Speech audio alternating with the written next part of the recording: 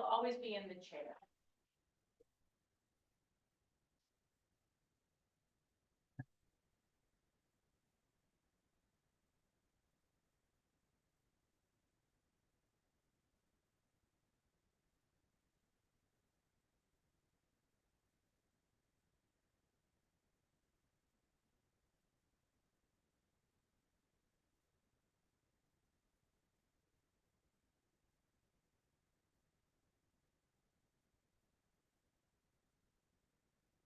Test, test. 1, 2, 1, 2.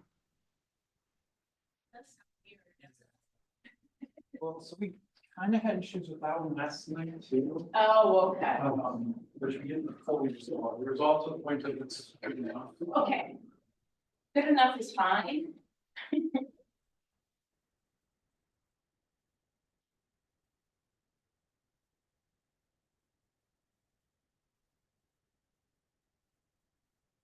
So we're still having the problem with like, number 4. Okay, Where, remember last night we had no level? yeah, and it was working. Yeah, we're having the same deal now. I can kind of hear it, but it's definitely a lot quieter than the others. I think it's only coming from the left side if I'm hearing it correctly.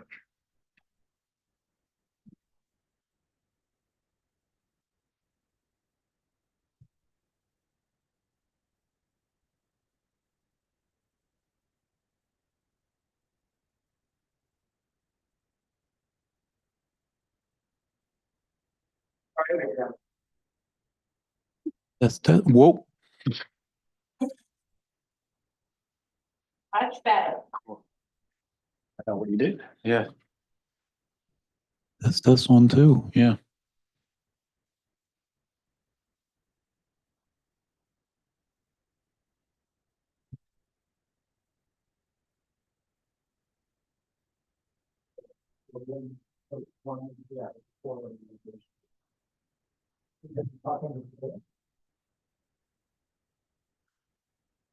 Test 1, 2, 1, 2. Still testing, was testing this mic and talking into it, and now my voice is quite loud, but I'm still testing. Good, or keep going? I'm okay.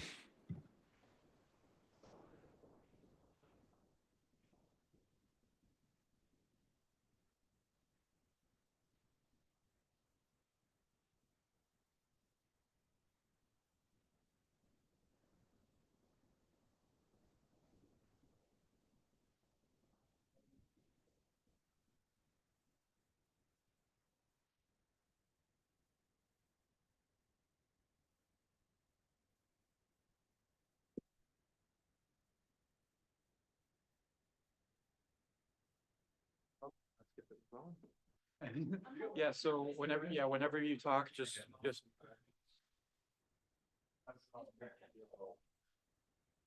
Oh, good. All right. Less work is best. I hope not. 8:30? That's my thought,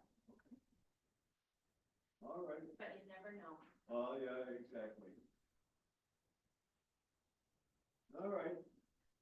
Well, have fun. Thanks. You ready out, John? Yes, sir. Thank you, sir. Any videos on it? No, I just looked at the slideshow. I didn't see any, so I think we're okay there for sound.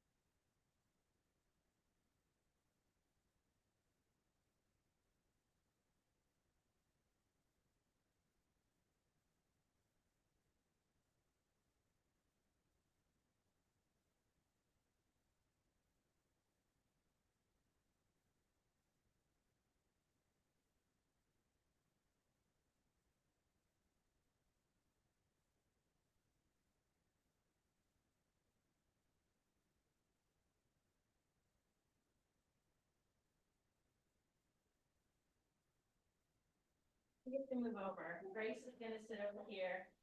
And then we'll have you can sit right there and she doesn't have to sit in an awful hard chair.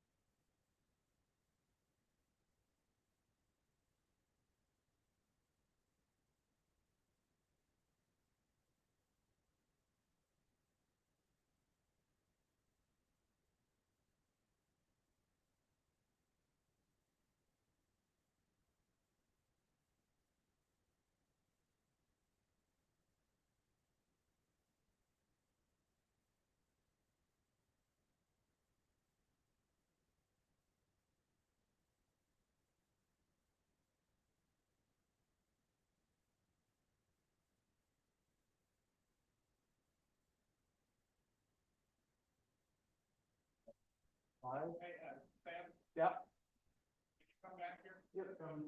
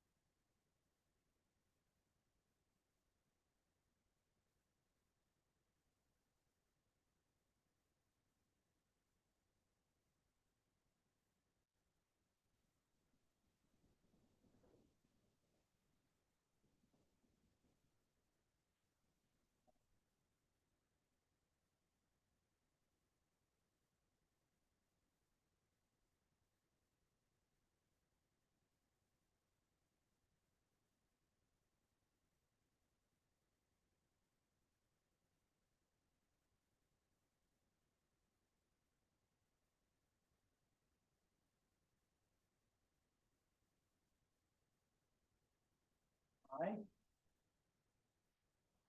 Okay, a little bit brighter if you could, like. Hold on, hold on.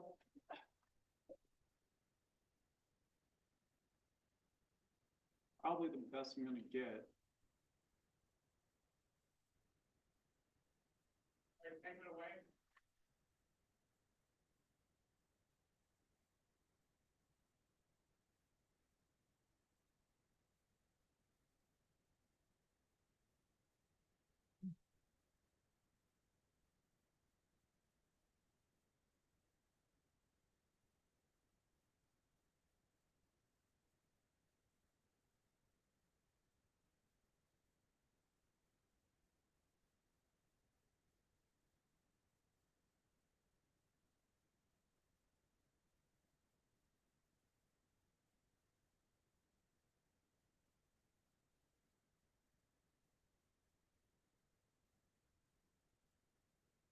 It for you? There we go. That's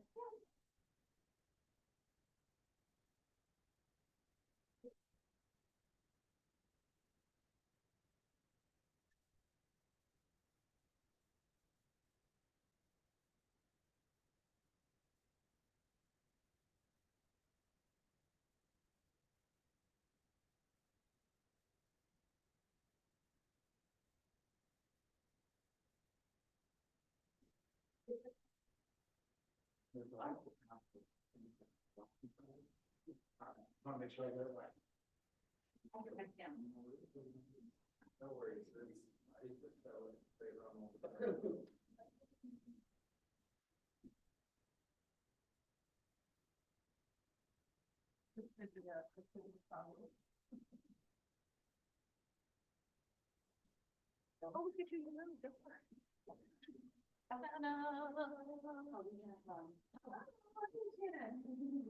Congratulations.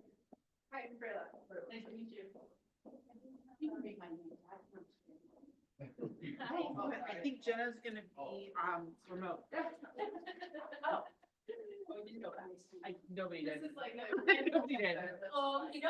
No, Okay, keep move coming John. back. Move John down. He'll come flying in. Right. So I think we might move one of these chairs. Less likely to cause a injury. Cause a ruckus. Yes. We can try. We can try. Yeah, perfect. Yeah, that'll be perfect, because you'll, I think they'll go in. It's a good, they're good at, So, yes. want to, do my monthly. Oh. I don't think there's any video. They're really good at providing So I orientation. think we're okay. Did you see Greg? Cheryl? Okay, perfect. Yes, I think so.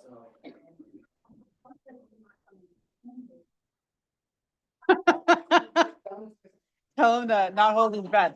Don't hold your breath. Good Lord.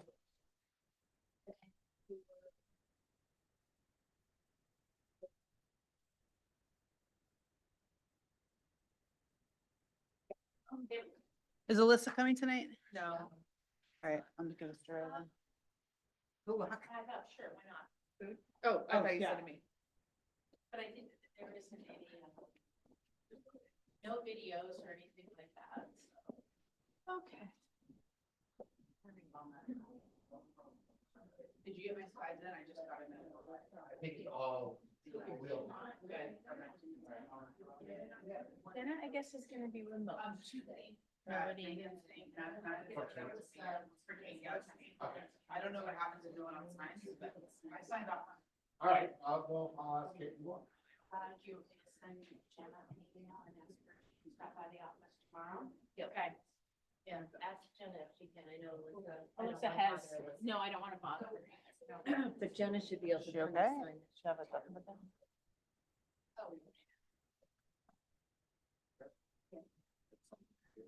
Oh my God. Oh my God. That's horrific. That's the second, one of my colleagues' wife just found out she has cancer, so emergency surgery next week, and I'm like. "Hmm." I stopped, at that point, I stopped bitching about my life. Exactly. Right, first world problems. Yeah, so Cheryl will. Cheryl will. Didn't spell it right? Thank you. Oh, It is rough. sorry. It was a rock, I got it. All Okay. people remember it, they Thank you, say rock Cheryl. star.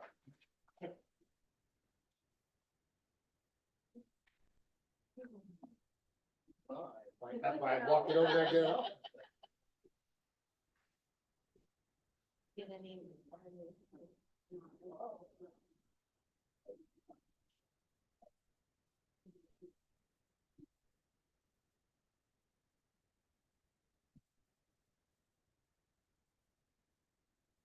This is our new board member, Mitchell. Do you guys know each other? Like, to school? They hit it on.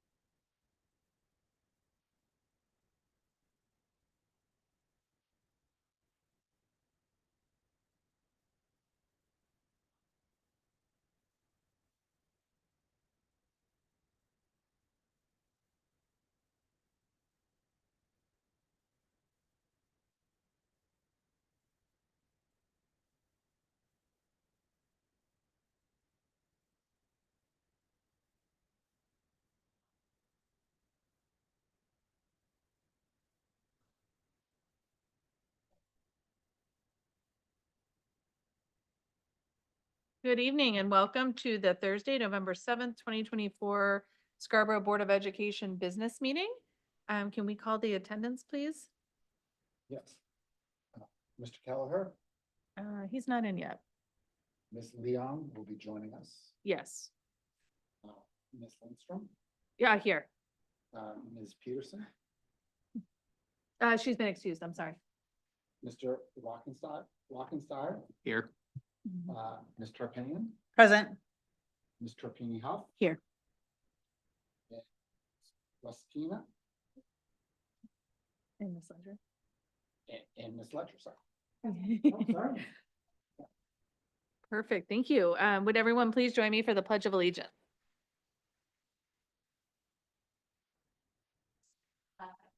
United States of America, and to the republic for which it stands, one nation, under God, indivisible, with liberty and justice for all.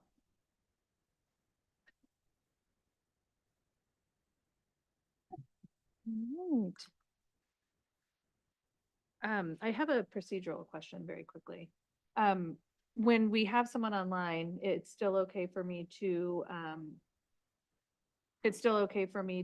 accept without objection, or should I do roll call because we have an online? I think you can still accept Without- without objection, Okay. because she can object. Certainly. Jenna is online. Yes. Perfect, thank you. Okay, agenda item 4.0 is the approval of the October 17th, 2024 workshop and business meeting minutes. Without objection, I will approve both. All right. Agenda item 5.0 are adjustments to the agenda. Are there any adjustments this evening? There are not. Perfect. Agenda item 6.0 is the superintendent's report, so I'll turn this over to Diane. Great, good evening. Happy November. Although it was a 70-degree day yesterday, or 75, or whatever the beautiful temperature was. So wanted to start off this evening with an enrollment update. Again, we said that we would be providing for this information to you each month. And so I'm not going to read the numbers, but you can see on the screen what our current enrollment looks like. 2,890 students. This represents a 5-student increase since last month. So we are holding steady and then some. I also just wanted to highlight that we have some exciting things going on in the sports arena at the high school. Our boys and girls soccer teams are both won their regional championships on Tuesday, and they are both headed to the state championship games in Bath on Saturday, back to back. So that should be really exciting for them, and we are wishing them the best of luck. At the same time, I also want to point out that our golf team, as well as our boys cross-country team, have already won state championships for this fall.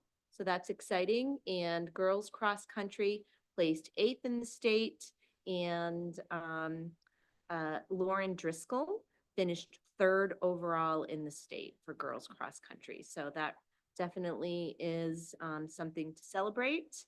And we are really looking forward to having that recognition for all of our athletic teams for their season, and hearing from coaches and captains at our next meeting. Also just wanted to point out that the school year is already progressing forward at a faster clip than perhaps we might have wanted at this time. Middle school and high school actually closed their first quarter on November 1st. So the first ranking period is already over for grades 6 through 12, and the first trimester will be ending for grades K-5 on November 26th.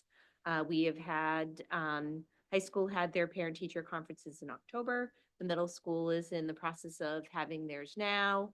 And then our K-5 schools will be doing that as well. So we're hopeful that parents will be signing up to meet with their child's teacher And at the same time, I also want to just reinforce that families can reach out to school staff at any time. Please don't ever feel like you need to wait until parent-teacher conferences to bring a question forward or to get some clarification. And also just wanted to really extend our appreciation to families in the district for their understanding of our need for a remote learning day on Tuesday for our high school students. That was planned because of the elections and reflecting back on what I saw happening in the parking lots and at the school on Tuesday. I think that was certainly a very wise decision on the part of the district because I just don't even know where all of those cars would have parked had we had school in session. So I know that it is an inconvenience for families when we need to make that type of decision. And so just wanted to extend my thanks. Thank you, Diane. Any questions for Diane? Can you, on the enrollment, do you, how are we looking as compared to the enrollment study? At this point, I would say we are very close because I think at last month I reported that we were somewhere in the range of 10 students off of what our enrollment projections had us at. And so this really is putting us, you know, very close to that number. I can certainly give you the actual number outside of the meeting. Okay. Or give that to you at the next meeting. Awesome. Thank you. Mhm. Thank you. Any other questions for Diane? All right. Agenda item 7.0 is the chair's report. My very first thing is welcome. We have Mitchell, our new board member, joining us tonight. He was elected on Tuesday with the elections and the results were certified last night. So welcome. We appreciate having you here. Thank you. Yeah. The second thing I want to say is the soccer team that is going to state champions, Abby is the state championship. Abby plays on the team. So good luck on Saturday. We are going to all be rooting for you and hope you do so well. Yeah. Super exciting. Yeah. The next, if you could move to the next slide for me, Ray. I just have an update about our workshops. As everyone knows, and for you, Mitchell, our second meetings of the month are always our workshop meetings. For November, we are not holding a workshop. There has been some adjustment to what our schedule. So instead of having the November workshop, Peter is going to come to our first December meeting and talk to us about the nutrition program. And that'll be our opportunity to ask questions and he'll provide that update and we can ask questions from there. November 20th is a reminder that is our joint workshop with town council ahead of the town council meetings. That's a Wednesday. And that will be to hear an update from the building committee. Yeah. December 19th will be our next workshop. And so the second meeting in December, and that will be understanding AI. And so Jen Day will join us. And Katie Vitro will be co-presenting with her Oh, from the wonderful. curriculum standpoint. Yeah. Oh, that's wonderful. Yeah, thank you. Absolutely.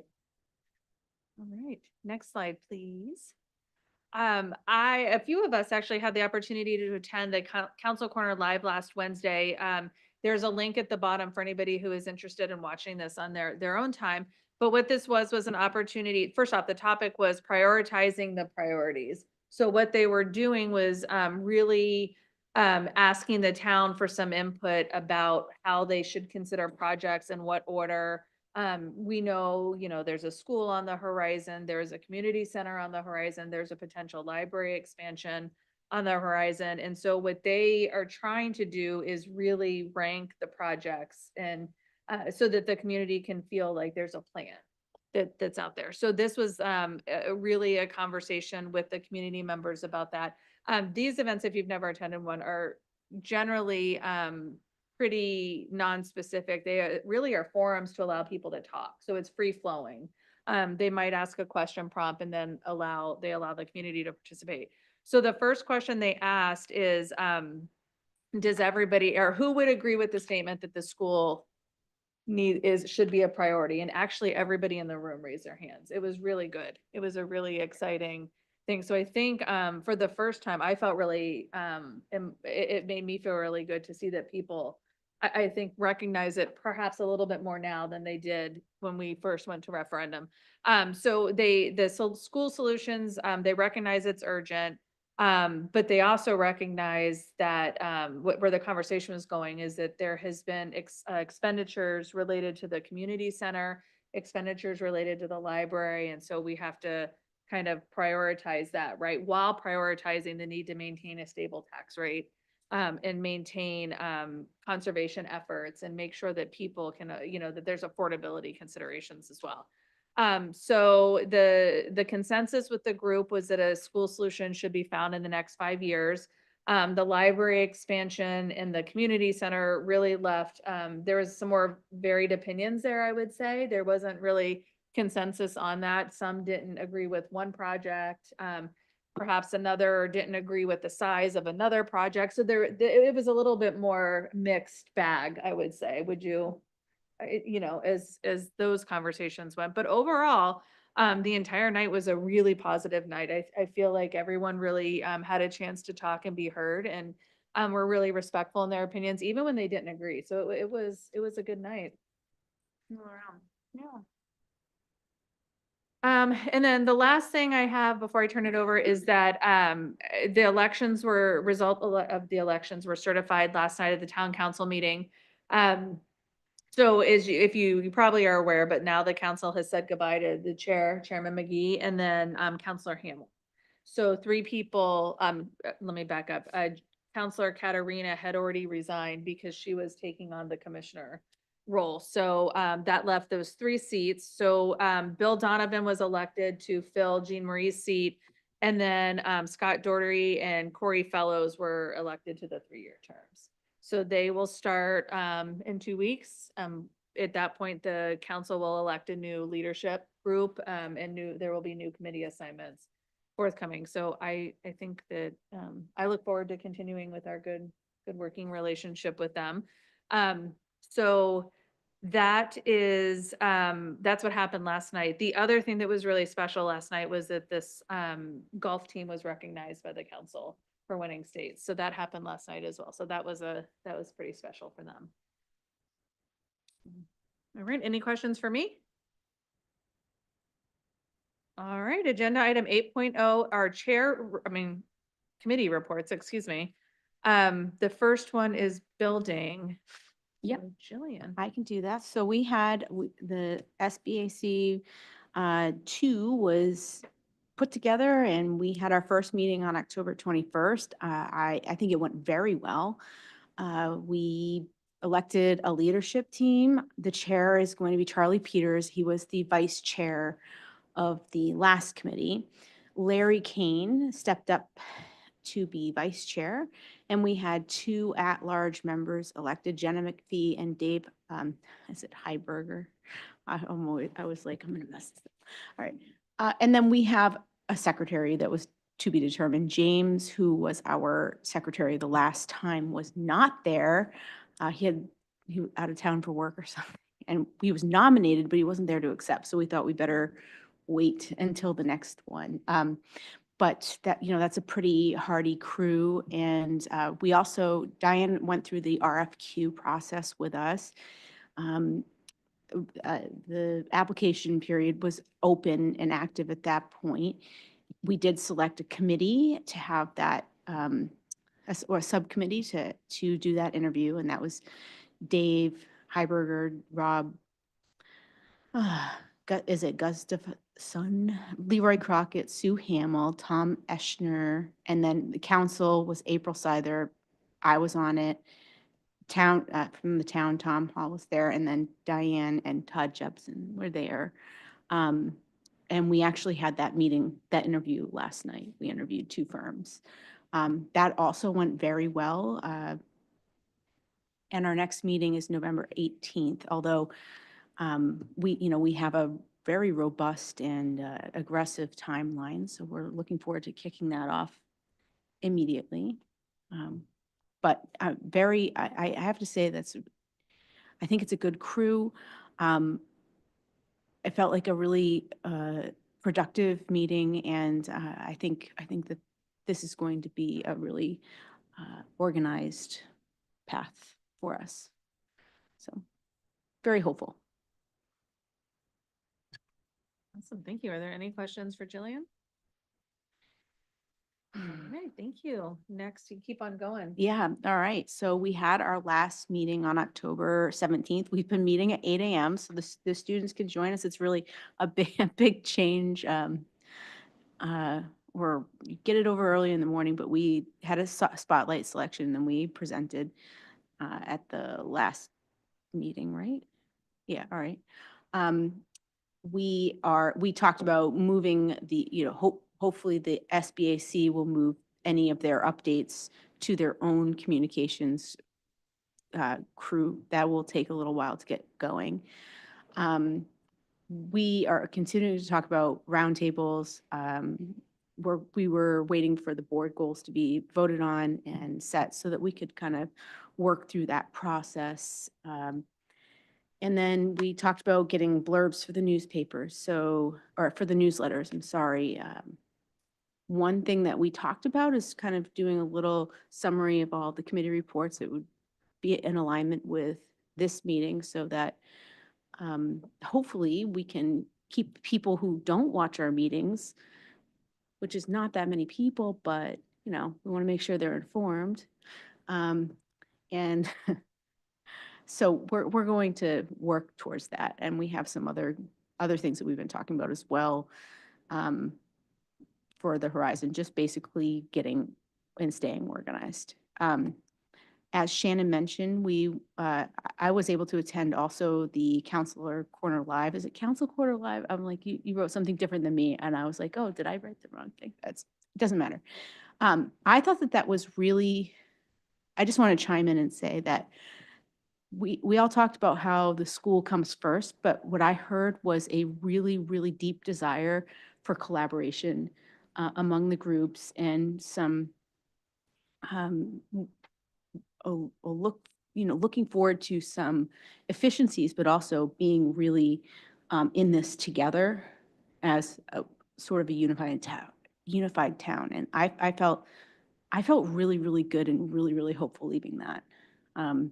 It was a small group, and I feel like that's just the beginning. But anyway, I felt really good. So anyway, our next meeting is Tuesday. We will be welcoming Mitchell, although we're working out a schedule that will work for him as well. We're going to choose a spotlight, talk more about the roundtables, and we're getting started with the monthly updates, as I just said. So I think I'm finally done. Awesome. I thank you for bringing up the collaboration because I left a piece off of my update. There is as Jillian mentioned, a real desire to collaborate between the three projects. And so ultimately what the conversation has been circling around is forming a new committee that is school board, community center, library. I'm sure town council would be on there as well, but the idea behind it is to identify efficiencies between the things so that perhaps if the community center, I'm just making this up as an example, if the community center is asking for a certain amount of space for teen area and the library is also asking for a certain amount of space for teen area, maybe one doesn't need it because the other has it. So just really identifying efficiencies and making sure we're being good stewards of the community's money. And so that is something that I actually expected to get some information this week and I haven't heard yet. So I imagine it would be any day now, but yeah, the collaboration was really great there. And then at that same meeting, I'll have you know, I met somebody who binge watches our meetings. Oh. So there was that. Yeah. Yep. So we have a fan. Yes. It was very exciting. Yeah. It was very exciting. All right. The next slide is curriculum. Jenna. Yep, so our last meeting was canceled due to my own error. I programmed the wrong information in my schedule and I completely missed this. So the next meeting is to be determined, and we'll also be welcoming Mitchell on board for that one as well. Awesome, thank you. Do you want to keep going with finance? I can trudge on, yes. So we met as a finance committee, and we reviewed Q1 financials. So that's as of September 30th, 2024. Some noteworthy items that you should bring up is when you look at it, it's a long document that Kate put together. Excuse me. But under instructional technology, there's higher spending in the category because licenses and renewals for operation software is usually scheduled to bill at the beginning of the school year. Transportation, so we have unfilled driver positions, which has kept costs down. And we have the town locks in a price for gasoline, so it's been stable for budget purposes. And facilities and maintenance. So we have unfilled custodian positions, which have slowed spending. However, we still contract services to fill gaps wherever is necessary. And you can click in on the video stream link over there to recap what we discussed at the Finance Committee. All right, perfect. Thank you, Jenna. Is there any questions for Jenna? Are there any questions? Not is there? All right, negotiations, Freyla. So negotiations are continuing. We are waiting to hear about next steps on our last open contract from last year. So custodial and food service, which we would have liked to have wrapped up this summer, but is still trailing on. But I feel like there's some encouraging news that might be coming our way. And we have already started contacting the union about meeting on the teacher's contract, which is up this year. And so we look forward to getting those underway as quickly as possible with the goal, as always, to not end the school year without a contract being done. Perfect, thank you. Any questions for Freyla? All right, keep going with policy. You want to just do them all and then we'll circle back with you, policy DEI? Yeah, we can do that. So policy committee, the policy committee is trundling along. We had a catch-up meeting, so we've actually met twice since our last board meeting, which was a lot of fun. You're gonna listen to a lot of fun coming up your way with the student sex discrimination harassment compliance procedure, complaint procedure, excuse me, harassment of employee procedure, the employee discrimination harassment complaint procedure. We're gonna wait on the employee sex discrimination harassment complaint procedure, because we just finished that today and haven't had a chance to post it properly. So that'll be up for first reading, ideally next meeting. We started a conversation on the student use of cellular and technology and other devices. This policy has been very widely watched, and we had a lot of engagement with the community around this issue. And so we're in the middle of reviewing the policy. We got some data today that was really helpful from the schools that Diane and her team collected. It's in the meeting notes and then that meeting minutes that'll be published, so you can go and review that. But we really want to encourage board members to look at these policies. At this point, I would encourage you to review the meeting minutes or just give me a call. I'm happy to catch you up on sort of what's going on. We're kind of at a place where we're going to start thinking about bringing this policy forward soon. There will be I expect to be a lot of scrutiny on this policy and a lot of community engagement. There is a strong emphasis or a strong push from some areas for a complete ban on cell phones in schools. There is also some other information out there about how cell phones are being used in schools, how policies are being employed, and the like. So I would really strongly encourage board members to review the policies that are linked in here. Those are the current policies that are under review that will be changing, I think, and sort of to come up to speed, because I do expect to bring this to first reading. And I would not be surprised if we have a lot of community involvement at that point. We've had people present for the last 3 or 4 meetings, maybe longer. We've had a lot of engagement at our subcommittee meetings, which is not typical. So I just wanted to flag that for everybody. This is a topic that is likely to be debated thoroughly. That being said, on the right-hand side is a column of policies that we will hit as we can. Our next meeting date is December 5th from 5 to 6:30. That happens in the conference room, is also available online via Zoom. And we're going to be, again, finishing up the cellular technology device policies, and ideally launching into school facilities, and then again, hitting that right-hand column as we try to update all of our policies, as we go through. So any questions about that? Did you want to share that we were talking about setting a vision for the district with the 2 cell phone policies, so if people have any input that they would share with you, that you would. Oh, yeah. I neglected to say, I really encourage you to, if you have input about that, so if you have a strong feeling, or if you've talked to constituents and you feel like there's some questions or some things that you want us to consider, please let us know ahead of that December 5th meeting, because we would like to consider your input. Again, I think there's going to be a lot of community engagement on this. There are a lot of strong feelings in the community about this policy, and it's really important that we know kind of what direction this committee and sort of the board members are feeling, so that we can make sure we craft a policy that we all can get behind. Okay. And not to put Abby on the spot, but part of Abby, so Abby is doing the ELO offering at the high school, where she's receiving credit, as you know, for her role as a student rep. And so part of that is mentoring that I'm doing with her. And so one of the things we discussed was really getting with Grace and getting some student input on this specific policy. So you and I haven't talked about that yet, but now is the time to get started in on it, because December 5th is going to come quick. So what Abby and I had started to talk about was really the 2 of them working together to hear feedback from the students as to this policy and what is their perspective on it, and how do they feel a cell phone policy might impact their education, right? And so that was one of the things they were going to work to collaborate on. And so this would be the time. I think student Yeah. input would be vitally Yeah. important on a policy that's going to have this kind of effect on the students. Do you have a recommended way that we collect input from students?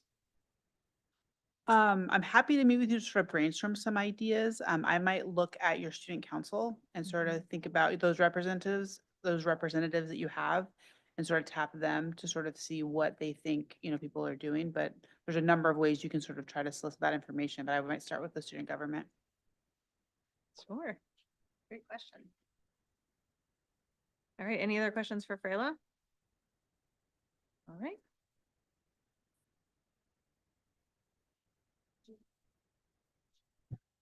All right, so we had the last DEI meeting was on October 9th. We had a really nice conversation about where the committee stands and what would it look like to move to a new phase. We discussed that in conjunction with the upcoming board goals, and they had some thoughts about where the committee stands, and ultimately they wrote us a letter. And so do you want me to read that? All right, all right. All right, so this was sent to us on November 4th. To the members of the Scarborough Board of Education, we write with the knowledge that you are about to take action on the status of the SPS DEI committee. First, we acknowledge and understand the board's need to center its focus on resolving the looming need to expand elementary schools' capacity. In fact, we very much view the nature of the conundrum through the DEI lens, improving access for all. The very spirit of our endeavor encourages the community to embrace growth and change through conversation and with a commitment to inclusion. We ask, therefore, that the board continue to employ a DEI lens as it moves forward, this work forward, and understand that this imminent need within our community must take priority at this time. However, there is still much work to do in the area of DEI, and we are taking the opportunity to emphasize its continued importance. The DEI committee was initially formed in the wake of the murder of George Floyd and the racial awakening in our country. We feel that these issues have in no way been resolved, and we urge the board to recognize the necessity for ongoing attention to intervention into how these issues impact our local school community. The systemic nature of DEI issues requires ongoing effort and intention and intervention in the district. We have appreciated having the opportunity to work with students, community members, and staff members at the same table.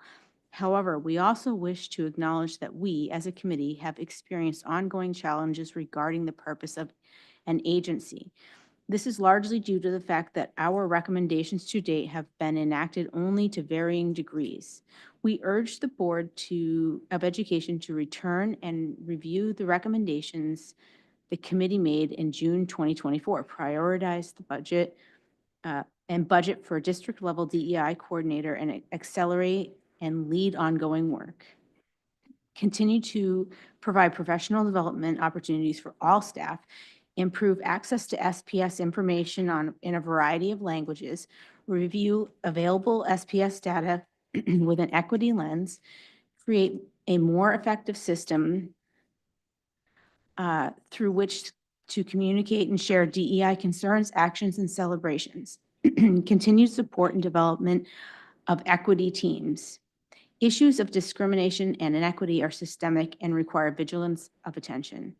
We understand that the need to shift the ownership of this work for the coming seasons to the school-based DEI Leadership Committee, as they have agency to enact systemic change at the school and district level. We encourage Dr. Nato we are encouraged that Dr. Nato has prioritized DEI and SEL in the district goals. And we urge you to continue to recognize necessary work our committee has been engaged in, and ask that you do not check the DEI box or consider our work as done. We are by no means done. We will never be done. We can make headway once our recommendations are not simply adopted, but in the truest sense of the word, enacted. We ask that you, the BOE, please continue to communicate the legitimacy and necessity of the work to the community in whatever iteration to ensure that each and every member of our school community is made to feel welcome, included, and respected. With open hearts, the members of the SPS DEI Committee. Thank you, Jillian. Are there any questions?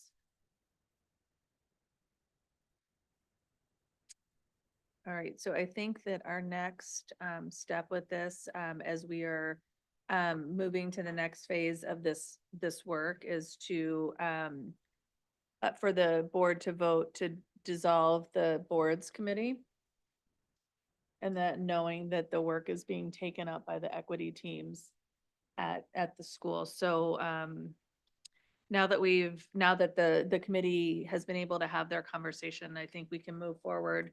I feel good moving forward based on that letter. So perhaps our next board meeting will have our first vote on that. Yeah, at our meeting, we indicated it was likely to be at this meeting because that's what the information was a couple months ago, Yeah. but that's fine. It's not consequential, but just for anyone if they're listening, we had anticipated this vote, didn't quite get there, have a chance to digest this letter, and then I think it makes sense to move forward. Yeah, I feel good with that. All right. Are there any liaison reports this evening?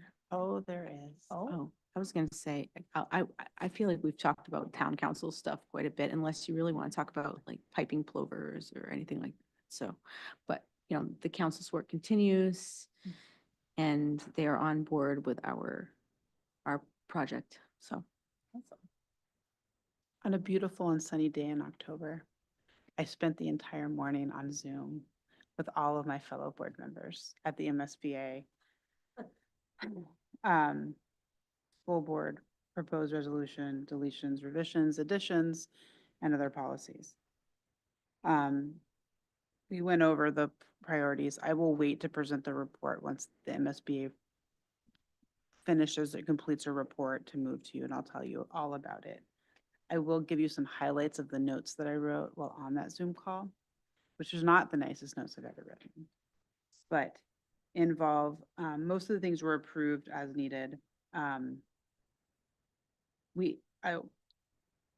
Well, I'm trying not to go through everything, but we talked about the gun violence issue that we raised at the last meeting. So I would, next time I talk to Alyssa, I will inform her that we raised the issue. There were some spicy conversations and people got really sarcastic. I did vote against the crowd with one of the votes having to do with deleting parents' involvement in equitable educational opportunities, which was the only time I stepped out of line, but I really felt like anytime that we're looking at resolutions that we should be centering parents in decision-making. In line with our discussion. And my last note, which I will leave you with, has to do with the fact that I think that many people on that Zoom require new hobbies that are not related to Robert's rules, because we spent almost as much time debating whether we were following the rules as to what we were actually discussing, which I do not have patience for. But I will leave you with that. Well, it sounds like it was an exciting time. 4 hours. We thank you very much for representing us. And thank you for representing our stance too. And even though, you know, I think sometimes it's hardest to be in the minority when you're sticking with what, you know, you think is right and what we think is right. So thank you for doing that. All right. Any questions for Freyla? Any volunteers for next year?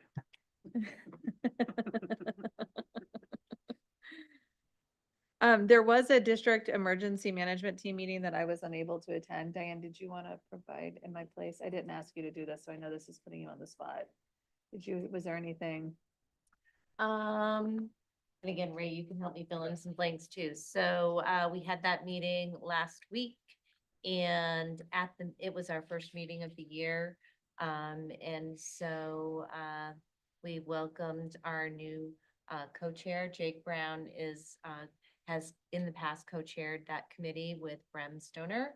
And as you know, Brem has left the district to become principal in another district. And so Chris Murphy, who is the assistant principal at the middle school, is now going to co-chair the group with Jake.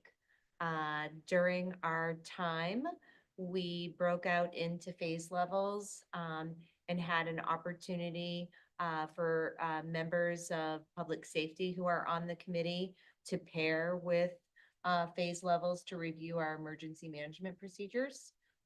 Because, you know, those have been, they were well overhauled last summer and this summer they were just updated. And so we really wanted to take some time to talk about those by phase level together. To give the public safety an opportunity to ask questions or to give some feedback on those. So that was really helpful discussion. We also talked about the tabletop discussions that we schedule every year with public safety and the dates to schedule those. Those again are another really important proactive measure that we take across all of our schools to ensure that you know, staff are always thinking about what our approach is going to be as it relates to different types of scenarios that might come up. And it's great to have public safety at the table for those conversations because again, they can speak to what that all looks like from their lens as compared to the school lens. So we did that. And then we did spend some time talking about as we were looking at our plan, a more proactive model for lockdown specifically. Right now, you know, we have a very traditional method that we use, and I think there is some interest on our committee to explore the Alice method, which is also known as run, hide, fight. It's not really fighting, as we've talked about, but so we are going to be formulating a subcommittee of folks from our team to explore that in further detail, to think about what that might look like. And again, districts who are implementing that and there are many of them are not doing it K to 12. They're really highlighting it for our oldest students, like our high school students who have a greater ability. And it's really about distraction, not fighting. So I I think that's a great summary. For me, it was really impressive just to see all the different departments from the town and the school together in the same room to have the communications and positive conversations and, you know, looking at what we could do next to be more proactive. So. Very good. All right, any questions on any of our liaison reports? All right, agenda item 10.0 is student reports. So I'll turn this over to Grace and Abby. So from the middle school, 2 weeks ago, all 8th grade students had the opportunity to do geology fieldwork at Fort Williams and Cape Elizabeth. Focus of this experience was to build background knowledge regarding how the earth has changed. Students were able to examine evidence of seafloor spreading, identified key igneous and metamorphic rocks, predicted the causes of geologic change, and learned about nearly 500 million-year-old history of Fort Williams. The middle school also had a spirit week with some of the themes being Tropical Day, PJ Day, and Adam Sandler Day. And at the high school boys cross-country team recently won the state championship, and the girls placed 8th. The golf boys team also won the state championship, and the high school had a spirit week before homecoming on the 19th, which was fun.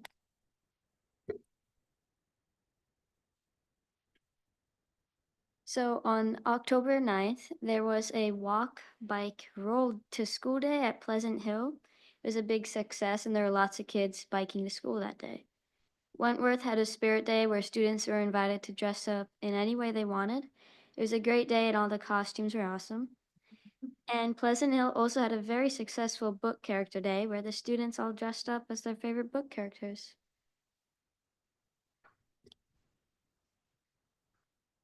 That is very cool. I especially like the Taylor Swift.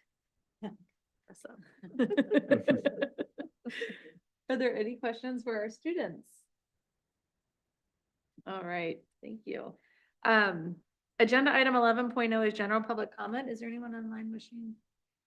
Or is there anyone online? Just Jenna. Okay.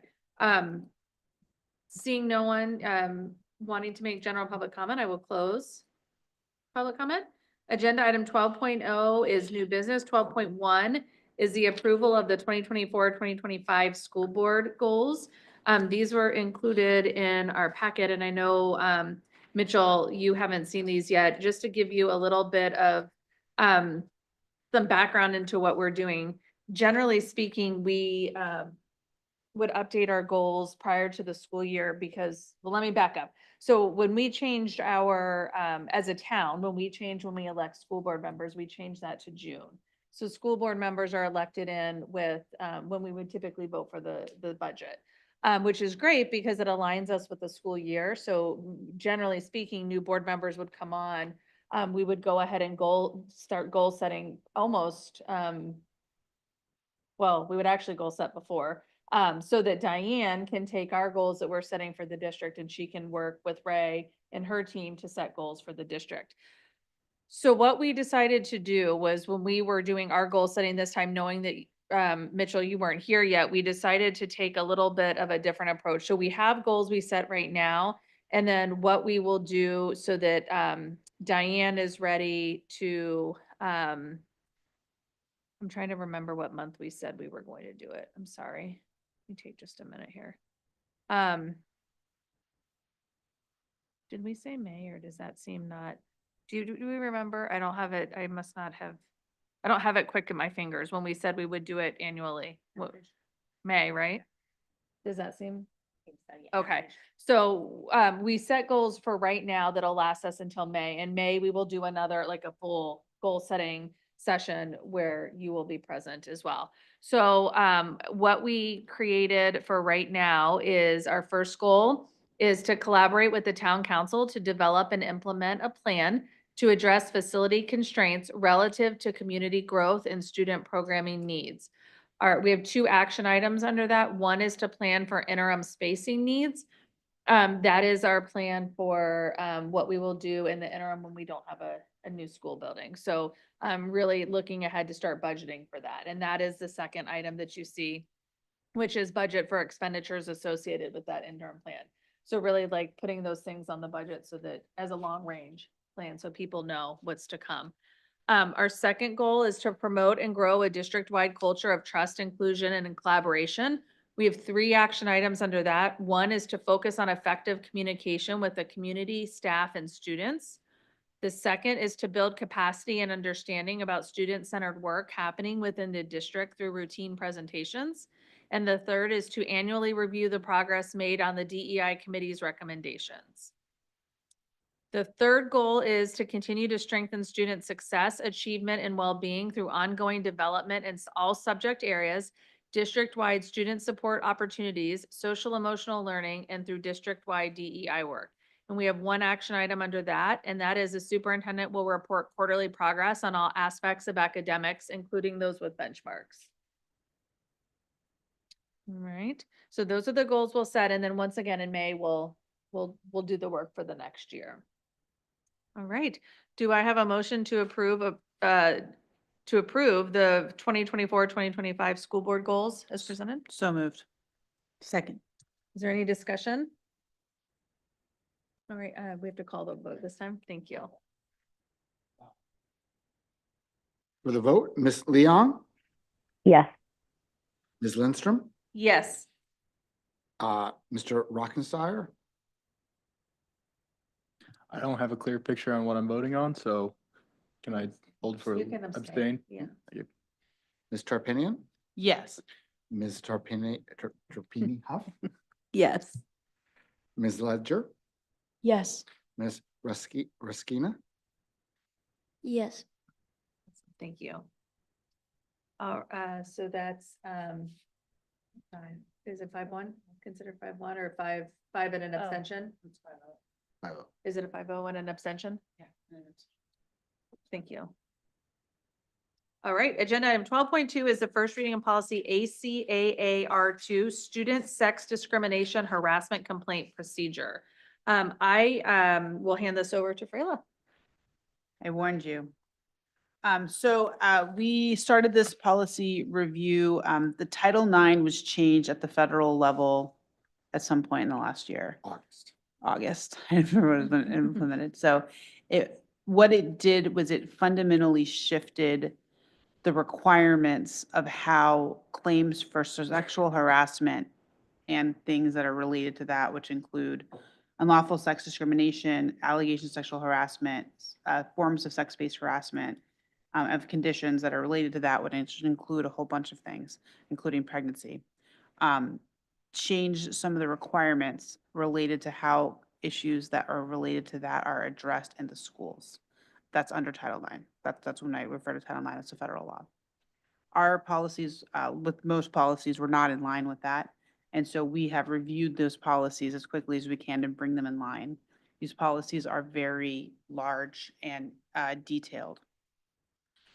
We reviewed all of them. We haven't made a lot of substantive changes. I'm trying to highlight where we have. They're divided in half. So this student sex discrimination harassment complaint procedure attaches to ACAA, which was already approved, and that was related to student harassment. This is the harassment policy that's related to specifically sex discrimination and harassment, as required by Title IX. Any other types of, as this policy indicates in the very first part of it, any other types of harassment would be pursuant to policy ACAA-R1, which we also previously have enacted. And that has to do with how the complaint procedure investigation is addressed for non-sex discrimination complaints. This is a huge change because prior to this, all harassment was investigated and the complaints were handled in the same manner. So this divides it out because of the requirements that Title IX has put on this particular type of complaint, sex discrimination and harassment as they define it in Title IX. What this policy does, it's 16 pages, it's very detailed. It defines what types, it defines what type of, defines a lot of things in this law, so what a complaint is, what a confidential employee is discrimination. So anything that's related to this law, if you're reading it, most of the terms are defined in the definition section.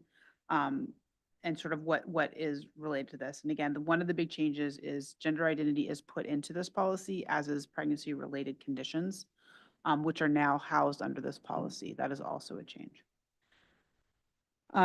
What the policy does once you get to that is, after it defines terms involved and the types of harassment that are involved, is it puts out a procedure that if somebody feels that they have been harassed in a manner that would fall under this definition of sex discrimination and harassment, how that would be reported. And there is an affirmative action officer in our school, that would be Chris Rohde, and there's a Title IX coordinator, that's Ray Grogan, our assistant superintendent.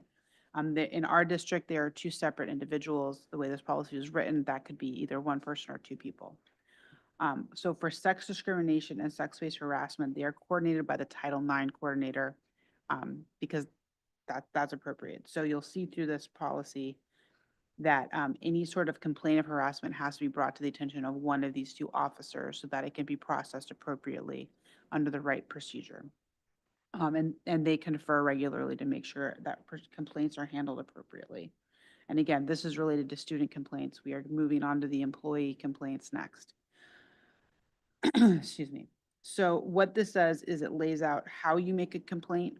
So what happens when that complaint is made? So the way that a complaint would be investigated, including the rights of the person who made the complaint. If the person who made the complaint is not who is the subject of the complaint, so the subject of harassment, it also lays out rights that that person has to become involved with that process or not become involved with that process. So Title IX confers on people who believe they've experienced sex-based harassment, certain rights in terms of notification, rights about how they can participate, how they can choose not to participate, and then what the school district can do either way. So if somebody who is subject to behavior that somebody believes might be sex-based harassment or discrimination, the school can elect to move forward to investigate that complaint without their cooperation and if certain conditions are met. Those are specified in the procedure and policies. And I'm not reading you 16 pages of procedure and policy. I'm trying to summarize it. Once that, and also confers upon them supportive measures, so things that can be put in place to immediately address behaviors that may or may not be problematic as the investigation would yield. Through that investigation, it confers rights on both parties. So everybody has a right to know that this complaint has been made. So if you have been accused of behavior that might be sex discrimination or harassment, you have certain rights and due process that are housed in this complaint procedure.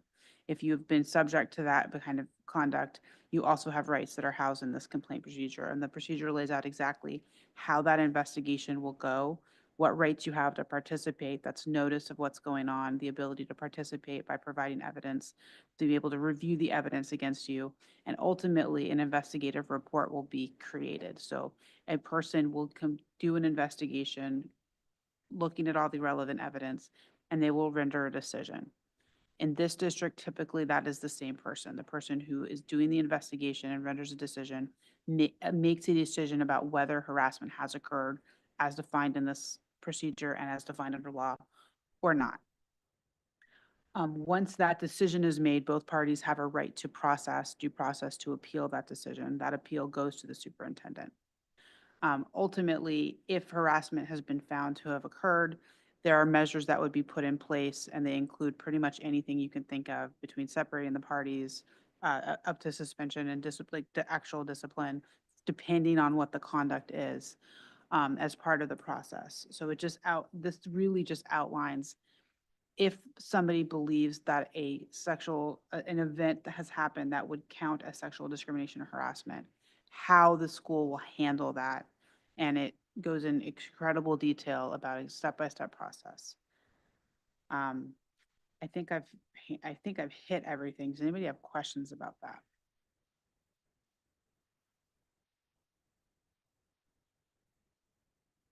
All right, thank you so much.